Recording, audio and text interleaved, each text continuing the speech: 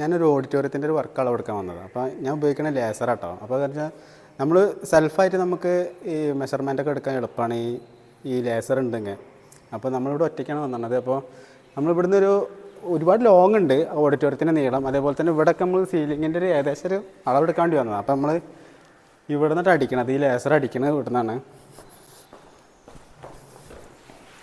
അപ്പോൾ നമ്മൾ ഈ ലേസർ അടിക്കണമെന്ന് വെച്ചാൽ ഇതുണ്ടോ, ഇത് ഇവിടുന്ന് നമുക്കൊരാളുടെ ആവശ്യമില്ല.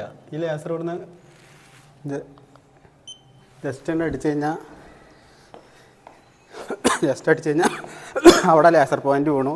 ഇത് 72.2 ആണ്. അതായത് 72 അടി നീളം വരുന്നുണ്ട്.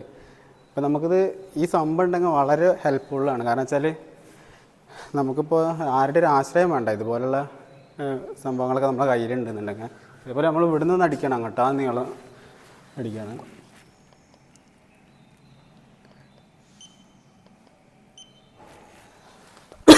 ഇത് വരുന്നത് 92.7, അതായത് 93 അടി നീളമുണ്ട്. ഇപ്പോൾ നമ്മൾ ഈ അളന്നത്. കാരണം നമ്മളിപ്പോൾ വേറെ ഒരാളെ കൂടി വേണം. ഇത്രയും ലോങ്ങൊക്കെ നമ്മൾ മെഷർ ചെയ്യാന്ന് പറയുമ്പോൾ കുറച്ച് ബുദ്ധിമുട്ടായ കാര്യമാണ്. കാരണം ടാപ്പ് പിടിക്കാനൊക്കെ ഉയരത്തുള്ള സമയങ്ങളിലൊക്കെ നമുക്ക് കുറച്ച് ബുദ്ധിമുട്ടാവും.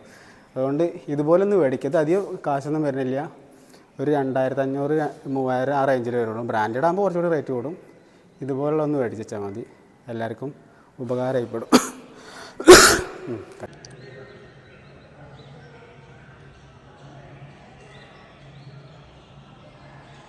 ടെക്സ്റ്റിലോട്ടൊന്നും പോകില്ല. ആ ഭംഗി അതുപോലെ തന്നെ ഉണ്ടാവില്ല.